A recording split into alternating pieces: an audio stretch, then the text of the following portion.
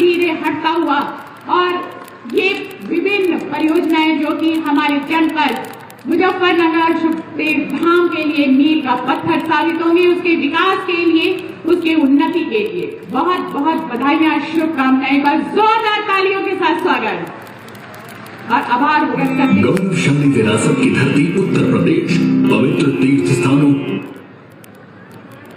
और लोकार्पण शिलान्यास के पश्चात आइए आज का ये पावन धाम, जिसके लिए हम सभी जानते हैं कि पौराणिक शुक्देव में सदियों से मान्यता रही है कि मां गंगा का प्रभाव इस स्थल पर होता रहा है, लेकिन कालक्रम में नदियों के मार्ग परिवर्तन के कारण आज गंगा शुक्देव से लगभग 7 किलोमीटर की दूरी पर बह रही है।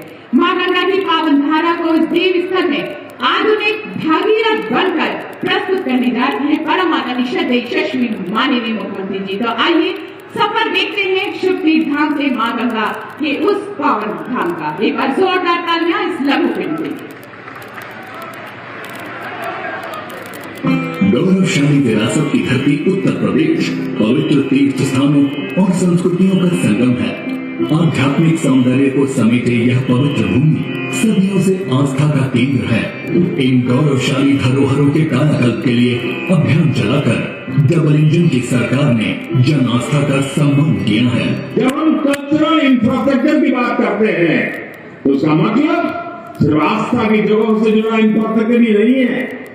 इंफ्रास्ट्रक्चर जो हमारे इतिहास से जुड़ा हुआ, जो हमारे राष्ट्र नायक और राष्ट्र नायिकाओं से जुड़ा, जो हमारी विरासत से जुड़ा, उसका भी उतना ही तत्परता से निर्माण किया जा रहा है। एक भारत श्रेष्ठ भारत के शिल्पी यशस्वी प्रधानमंत्री श्री नरेंद्र मोदी जी की प्रेरणा से सनातन संस्कृति की पुनर्स्थापना हुई है। तीर्थ स्थानों के कायाकल्प से सांस्कृतिक पर्यटन को नए आयाम मिले हैं। माननीय मुख्यमंत्री जी मानते हैं कि अपनी संस्कृति और विरासत को भूलकर कोई भी समाज विकास और सम्मान प्राप्त नहीं कर सकता है। नया भारत जिसमें समग्र विकास की अवधारणा चरितार्थ होती हुई दिखाई दे रही है, तो साथ साथ भारत की गौरवशाली आस्था और विरासत को भी एक नई पहचान मिली है। इसी श्रृंखला में माननीय मुख्यमंत्री योगी आदित्यनाथ के नेतृत्व में पश्चिमी उत्तर प्रदेश के मुजफ्फरनगर स्थित शुक्र तीर्थ को पतित पावनी मां गंगा की जलधारा से जोड़ा गया है। देवभूमि हरिद्वार स्थित हर की पौड़ी से अपर गंगा केनाल के माध्यम से 98 किलोमीटर दूर शुक्र तीर्थ को मां गंगा की पवित्र जलधारा से जोड़कर इस देव स्थान को पुरातन स्वरूप मिला है। शुक्र तीर्थ का प्राचीन नाम शुक्रधाम है, जहां 5000 वर्ष पूर्व शुकदेव गोस्वामी ने अभिमन्यु के पुत्र महाराज परीक्षित को श्रीमद् भागवतम की कथा सुनाई थी। शुक्रधाम स्थित विशाल अक्षय वट विशिष्ट है। यह वट वृक्ष कभी अपने पत्ते नहीं छोड़ता है। यहाँ कार्तिक पूर्णिमा के दिन बड़ी संख्या में तीर्थ यात्री आते हैं। इस तीर्थ क्षेत्र में हनुमान जी की 70 फुट की और गणेश जी की 35 फुट की ऊंची मूर्तियों सहित अन्य दर्शनीय मंदिर आस्था का केंद्र हैं। शुक्र तीर्थ श्रद्धालुओं के लिए आध्यात्मिक चेतना एवं भक्ति का मार्ग प्रशस्त कर रहा है। संस्कृति को सम्मान दे जो डबल इंजन की सरकार है वो। गौरवशाली विरासत। बहुत बहुत धन्यवाद। एक जोरदार तालियां अपने इस पावन धाम के लिए।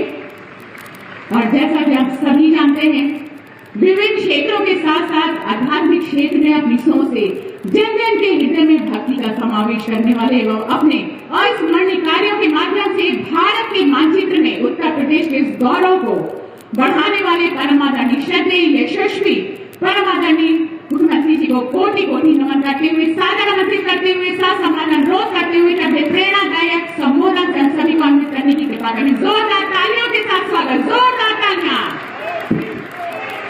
जय जय श्री राम।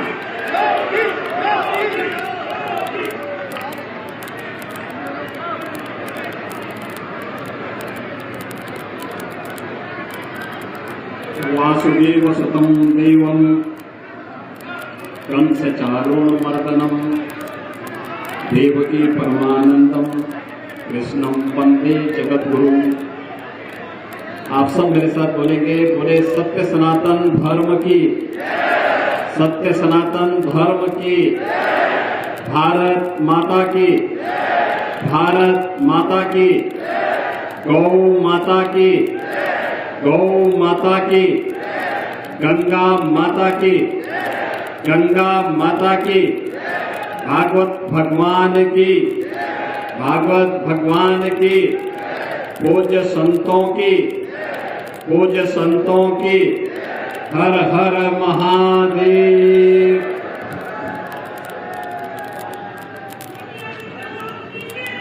आज की इस पावन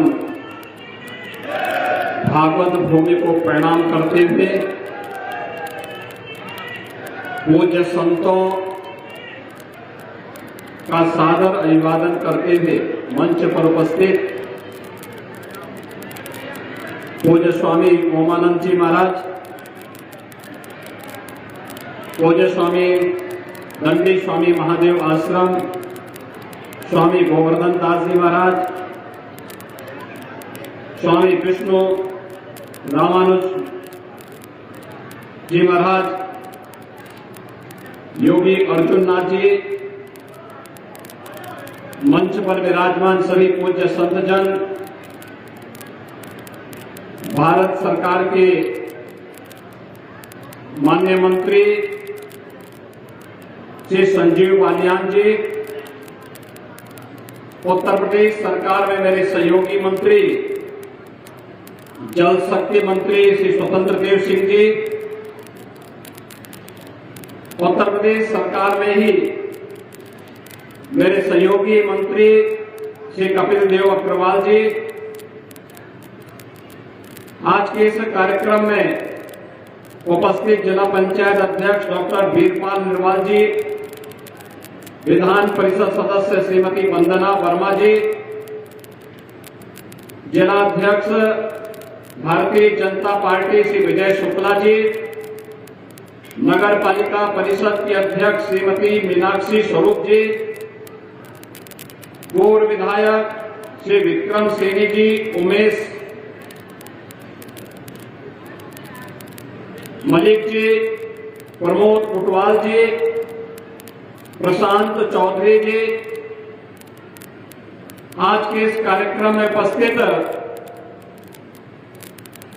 सुख तीर्थ के प्रति, इस भागवत भूमि के प्रति आस्था भाव रखने वाले मुजफ्फरनगर जनपद के मेरे सभी उपस्थित भाइयों बहनों, लगभग 4 वर्ष के बाद एक बार फिर से मुझे भागवत भूमि का दर्शन करने का अवसर प्राप्त हुआ है। इस पावन भूमि को कोटि कोटि नमन करते हुए मैं आप सबका हृदय से अभिवादन करता हूं।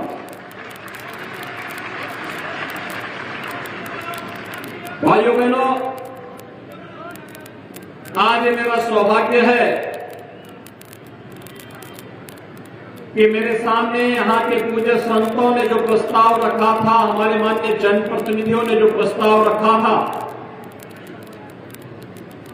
आज जल शक्ति मंत्री भी और विभाग के प्रमुख सचिव भी यहाँ मेरे साथ में हैं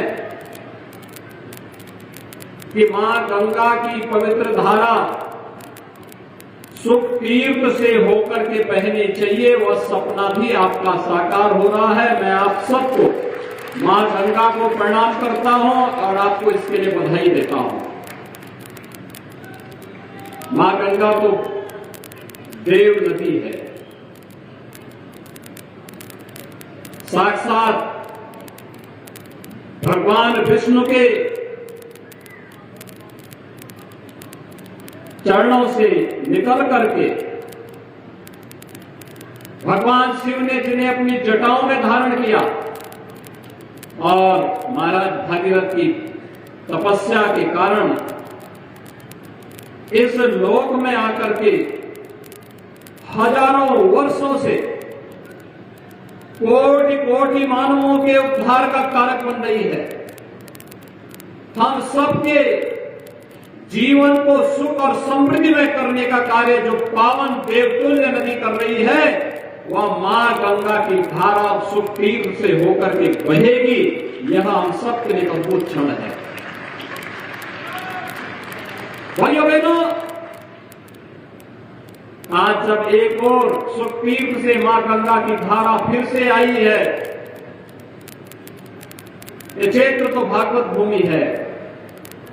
मैं भी आया यहां पर जब सुखतीर्थ के इस पावन आश्रम में, मैंने यहां मंदिर का दर्शन किया। मैं देख रहा था कई भागवत कथाएं यहां पे चल रही हैं, श्रीमद् भागवत महापुराण की कथा यहां चल रही है।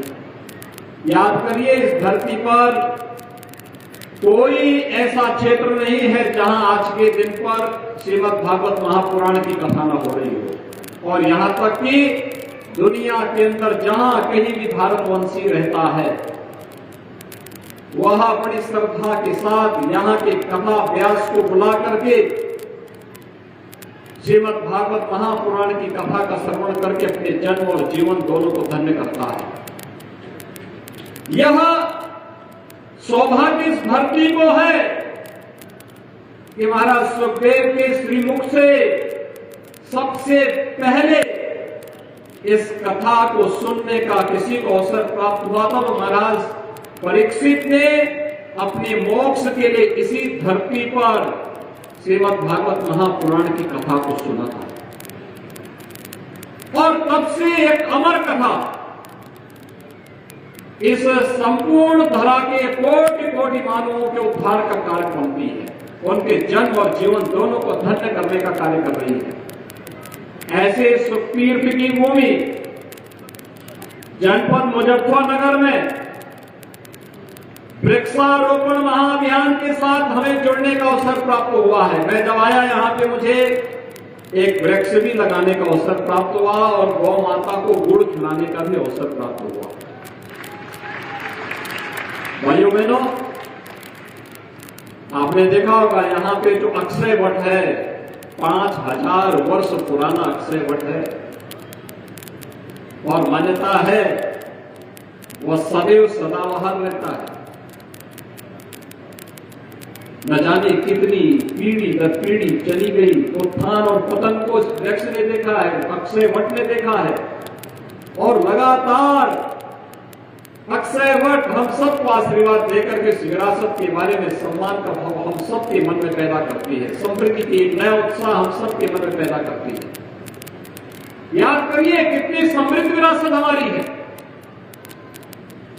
कितनी समृद्ध विरासत है। इतिहास की भूमि है, भारत को भारत बनाने वाली भूमि है। शकुंतला पुत्र भरत कर्णाश्रम में ही जन्म लेकर के फिर हस्तिनापुर की विरासत को आगे बढ़ाने का कार्य भी करते हैं। ये वही भूमि है, मुझे इससे पहले अभी विदुर कुटी में जाकर के वृक्षारोपण करने का सौभाग्य प्राप्त हुआ था। वहां पर भी लोगों की एक ही मांग है, जैसे सुख तीर्थ में मां गंगा की धारा आ गई है, ऐसे विदुर कुटी को भी मां गंगा का आशीर्वाद प्राप्त हो। आज हम लोग उसका भी सर्वे करके आए हैं। पश्चिमी उत्तर प्रदेश की अर्थव्यवस्था का बहुत बड़ा आधार है और जो पोटेंशियल यहां पर है, यहां के नौजवानों में, यहां के किसानों में, यहां की बेटियों और यहां की बहनों में, यहां को समृद्ध बनाने के लिए जो योगदान किया जा रहा है वह अद्भुत है, अविस्मरणीय है और अतुल्य है, उसकी कोई तुलना नहीं की जा सकती है। और भाइयों बहनों, इसीलिए आज 242 करोड़ रुपए की इन परियोजनाओं का शिलान्यास और आधारशिला जो हमारे माननीय जनप्रतिनिधियों ने, केंद्रीय मंत्री जी ने, माननीय यहां के हमारे मंत्री कपिल देव अग्रवाल जी ने, विधान परिषद सदस्य, अन्य हमारे जिला पंचायत के अध्यक्ष और अन्य सभी पदाधिकारियों ने, जनप्रतिनिधियों ने जो प्रस्ताव दिए, उन प्रस्तावों को आज यहां पर 77 परियोजनाओं के माध्यम से जमीनी धरातल पर उतारने का कार्य आगे बढ़ रहा है। भाइयों बहनों, प्रधानमंत्री मोदी जी के नेतृत्व में भारत आज विकास और विरासत की एक नई गाथा को बढ़ाता जा रहा है। पूरे भारत के अंदर आपने देखा होगा एक और काशी में काशी विश्वनाथ धाम सावन के महीने में प्रतिदिन 3 से लेके 5 लाख श्रद्धालु वहां दर्शन करने के लिए आ रहा है। 3 से लेके 5 लाख। एक और काशी विश्वनाथ धाम का निर्माण, दूसरी ओर केदारपुरी में केदारनाथ धाम का पुनरुद्धार का कार्य, बद्रीनाथ धाम का पुनरुद्धार का कार्य, सोमनाथ मंदिर के सुंदरीकरण का अद्भुत कार्य, महाकाल के महालोक के पुनरुद्धार का कार्य भी संपन्न हुआ है। और वर्तमान में अयोध्या में भगवान राम का भी भव्य मंदिर के निर्माण का कार्य भी चरम पर पहुंच रहा है। भाइयों बहनों, ये काम 2014 के पहले भी हो सकता था, लेकिन पहले की सरकारों में आपकी आस्था को सम्मान देने की फुर्सत नहीं थी। वे आस्था को सम्मान नहीं दे सकते थे, वे विरासत को सम्मान नहीं दे सकते थे। उन्होंने न विरासत को सम्मान दिया और न ही विकास को आगे बढ़ाया, न विकास की प्रक्रिया के साथ ही जोड़ने का कार्य किया और न विरासत को ही सम्मान दिया। परिणाम क्या था? पश्चिमी उत्तर प्रदेश में बेटियों की सुरक्षा पे ग्रहण लगने लग गया था, यहां से पलायन हो रहा था, अराजकता चरम पर थी, किसान परेशान था, नौजवान बेरोजगार था, बेटियां असुरक्षित थी। और अब मैं कह सकता हूं, अब पश्चिमी उत्तर प्रदेश का नागरिक कह सकता है कि बेटी की सुरक्षा के साथ खिलवाड़ करने वाला अब धरती पर नहीं रसातल में जाएगा, उसके लिए धरती पर तो जगह नहीं मिलेगी।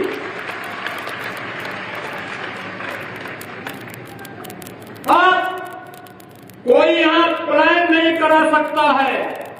यहां के किसानों को, यहां के व्यापारियों की सुरक्षा की गारंटी डबल इंजन की सरकार दे रही है।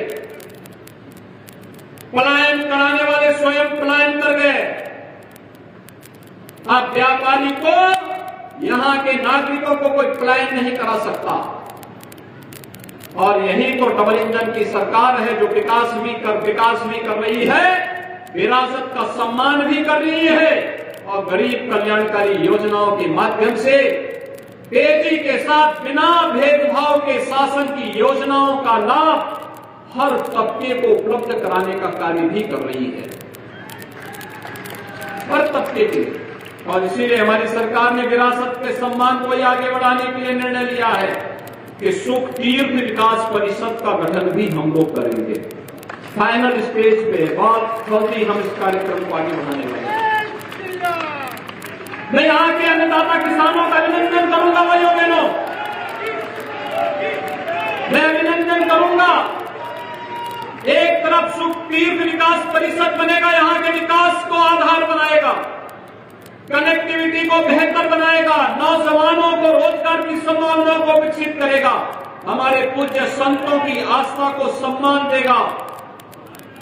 तो दूसरी ओर विकास के नए नए द्वार भी खोलेगा, नए नए द्वार उसके माध्यम से खुलते हुए दिखाई देंगे। और भाइयों बहनों, विकास के कार्यक्रम एक और आगे बढ़ेंगे। दूसरी तरफ इस क्षेत्र में अन्नदाता किसानों का मैं अभिनंदन करूंगा जिन्होंने वन डिस्ट्रिक्ट वन प्रोडक्ट में मुजफ्फरनगर के गुड़ की मिठास को दुनिया तक पहुंचाने का काम किया है। भाइयों बहनों, हमारे अन्नदाता किसानों की देन है। ये किसान जो पहले 17 के पहले पीड़ित रहता था, सुरक्षित नहीं था, क्योंकि बिजली आती नहीं थी, तो खेत में जो इंजन लगाया था पानी के लिए वह चोरी हो जाता था, रात्रि को खेत में रुकता था तो जान को खतरा था। और अब तो सरकार वहां पहुंच चुकी है, जब जितने भी सरकारी ट्यूबवेल है वहां से मिलने वाला किसानों का जो भी पानी होगा वह फ्री में होने की कार्रवाई अंतिम चरणों में चल रही है। बहुत शीघ्र उसको एक बड़े कार्यक्रम के माध्यम से किसानों को समर्पित करने जा रहे हैं। भाइयों बहनों, आपने देखा होगा विरासत का सम्मान क्या होता है। कांवड़ यात्रा में जाने वाले हमारे कांवड़ यात्री, अब कोई परेशान नहीं कर सकता है, अब कोई परेशान नहीं कर सकता है। क्या इससे पहले कांवड़ यात्री इस भाव के साथ चल पाते थे क्या? और क्या कोई सरकार पुष्प वर्षा करती थी क्या? क्योंकि उनको आपकी आस्था का नहीं, अपना वोट बैंक खिसकने का खतरा उनको लगता था। और मैं धन्यवाद दूंगा कि आप जातिवाद से ऊपर उठ करके, परिवारवाद से ऊपर उठ करके, जो लोग पहले डरते थे कि कांवड़ यात्रा को निकालने देंगे और पुष्प वर्षा करेंगे वोट बैंक खिसक जाएगा, आपने उनको सत्ता से ही खिसका दिया है और वहां पहुंचा दिया जहां वो दोबारा आने की नौबत ही नहीं रहेगी। उनको वहां पहुंचा दिया। भाइयों बहनों, हमें अपने भारत पर गर्व की अनुभूति करनी चाहिए। हमारा भारत महान है। हमारी समृद्ध विरासत को आगे बढ़ाने के लिए आज विकास की आवश्यकता है। हर घर में समृद्धि आए, इसके लिए आवश्यक है उसके घर में खुशहाली लाने के लिए समृद्धि के मार्ग खोलने पड़ेंगे और इसके लिए विकास के कार्य हर स्तर पर होंगे। इसके लिए कोई कोताही नहीं बरतेंगे। विकास के लिए कोई पैसा आड़े नहीं आने पाएगा। पैसे की कोई कमी आज के दिन पर नहीं है। डबल इंजन की सरकार प्रधानमंत्री मोदी जी के नेतृत्व में, उनके मार्गदर्शन में सुरक्षा भी देगी, समृद्धि का मार्ग भी प्रशस्त करेगी। और सुरक्षा और समृद्धि के इस मार्ग को लेकर के आज 242 करोड़ रुपए की इन परियोजनाओं का शिलान्यास और लोकार्पण करने के लिए भी यह मंच आपके पास आया है। इसमें स्वास्थ्य की भी है, शिक्षा के लिए भी है, जल संसाधन की भी है, पर्यटन की भी योजनाएं हैं। विकास के सर्वांगीण विकास की आधारशिला जिन कार्यक्रमों के माध्यम से रखी जा सकती है, वे सभी इसके साथ समाहित की गई है। और भाइयों बहनों, आज मैं इसीलिए आपके बीच आया हूं। आज जब मैं यहां पर आया हूं, मैं यहां पे जैसे आया मैंने अक्षय वट देखा, मन अभिभूत हो गया। एक आध्यात्मिक शांति, कितना सुकून मिलता है उस पेड़ के नीचे बैठने में। अक्षय वट के नीचे जाने पे कितना आध्यात्मिक सुकून मिलता है। और आज यहां पे भगवान सुखदेव की ही प्रेरणा से उत्तर प्रदेश सरकार, डबल इंजन की सरकार, भारतीय जनता पार्टी की डबल इंजन की सरकार, भाइयों बहनों 30 करोड़ वृक्षारोपण के कार्यक्रम को आगे बढ़ा रही है। अभी मैं आधे घंटे पहले जानकारी ले रहा था कि कितने वृक्ष लगे हैं। भाइयों बहनों, प्रातः काल से अब तक 17 करोड़ से अधिक वृक्षारोपण का कार्यक्रम संपन्न हो चुका है और ये निरंतर चल रहा है। सायकाल 5 बजते यह 30 करोड़ की सीमा रेखा को पार कर जाएगा। मैं आपसे भी आह्वान करूंगा, 100 वर्ष पुराना कोई भी वृक्ष हो, बरगद होगा, पीपल होगा, पाकड़ होगा, आम, जामुन, कोई अन्य छायादार वृक्ष होगा, उसको काटने मत कीजिए। उसको विरासत वृक्ष के रूप में मान्यता देकर के चबूतरा बनाइए, अच्छे ढंग से लोग वहां बैठे, गोष्ठी करें और विरासत वृक्ष के रूप में उसे सम्मान दीजिए। ये पेड़, ये वृक्ष केवल वृक्ष नहीं है भाइयों बहनों, ये विरासत भी है। ये ऑक्सीजन भी देता है और जल संरक्षण का काम भी करता है। ये दोनों कार्य करता है। दुनिया तबाह है ग्लोबल वार्मिंग से। आप देख रहे होंगे कहीं पे सूखा है, कहीं बाढ़ आई हुई है। यही तो है प्रकृति का संतुलन। जब संतुलन बिगड़ेगा यही स्थिति पैदा होगी। हम अधिक से अधिक वृक्ष लगाएं, विरासत वृक्षों का संरक्षण करें और जितने भी लोग हैं, जितनी बड़ी सभा यहां पर है, इतनी ही मैं वहां पे बिजनौर में भी संबोधित करके आया और मैंने वहां पे भी देखा, हर व्यक्ति संकल्प लेके गया था आज एक पेड़ जरूर लगाएंगे, एक वृक्ष जरूर लगाएंगे और लगाना ही नहीं उसकी सुरक्षा भी करेंगे। पीएम आवास योजना के साथ साथ आंगनबाड़ी कितनी भी कार्य करती है, उनके द्वारा सहजन के पेड़ लगाए जा रहे हैं। हमारे अन्नदाता किसानों के द्वारा इमारती लकड़ियों के पेड़ लगाए जा रहे हैं। हर छात्र और युवाओं के द्वारा फल देने वाला पेड़ लगाया जा रहा है। हमारे यहां तो मान्यता है कि मां का दूध किसी को तभी फलीभूत होता है जब वो एक फलदार पेड़ लगाता है। याद रखना, फलदार वृक्ष लगाना किसी भी व्यक्ति के लिए मां के ऋण से उऋण होने जैसा होता है। और भाइयों बहनों, इसीलिए हमें इन वृक्षों को लगाना, नए औषधीय वृक्षों को लगाएं, फलदार वृक्षों को लगाएं। सरकार भी दे रही है, अपने स्तर पर भी प्रयास करिए। आप देखना, जब प्रकृति की सुंदरता रहेगी, प्रकृति हरी भरी रहेगी, जल संसाधनों की कमी नहीं होगी और स्वतः ही खुशहाली आएगी। समृद्धि से खुशहाली की ओर का मार्ग प्रशस्त करता है ये वृक्षारोपण का अभियान, और आज हम सब उसी के साथ जुड़े हुए हैं। भाइयों बहनों, मैं आप सबको आज के इस अवसर पर आश्वस्त करने के लिए आया हूं कि डबल इंजन की सरकार बोलती नहीं है, करके दिखाती है, करके दिखाती है।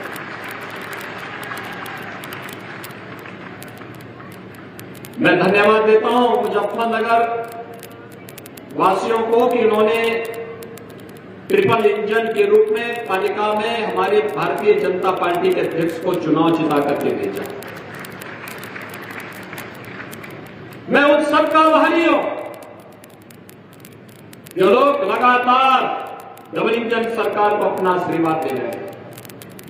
यह आशीर्वाद केवल सरकार के लिए नहीं, सुरक्षा और समृद्धि को पुष्ट करने के लिए, उसको मजबूती प्रदान करने के लिए,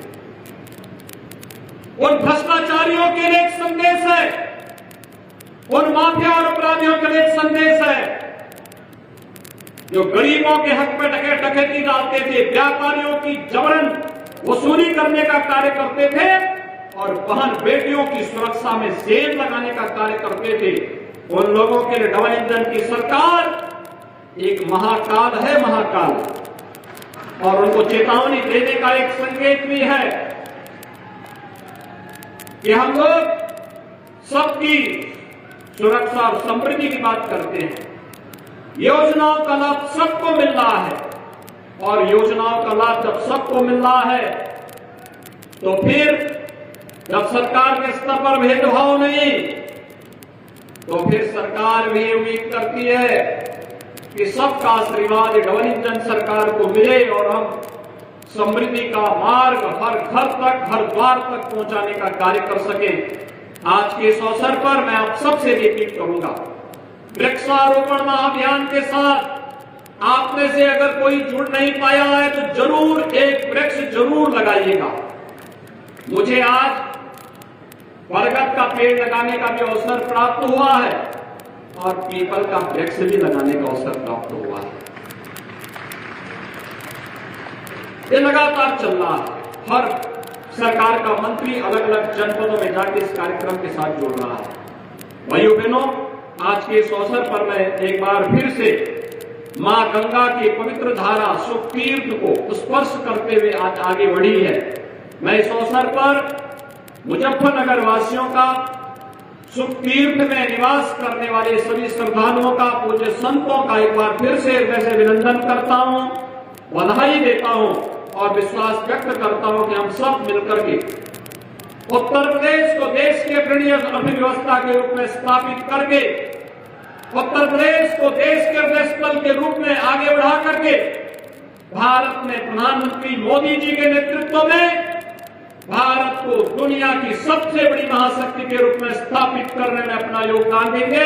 आप सबके प्रति एक बार फिर से हृदय से अपनी शुभकामनाएं देता हूं और इस पवित्र भागवत भूमि को कोटि कोटि नमन करते हुए आप सबके सुख और समृद्धि की कामना करते हुए अपनी वाणी को विराम देता हूं। धन्यवाद। जय हिंद। बहुत बहुत धन्यवाद। आपने प्रेरणादायक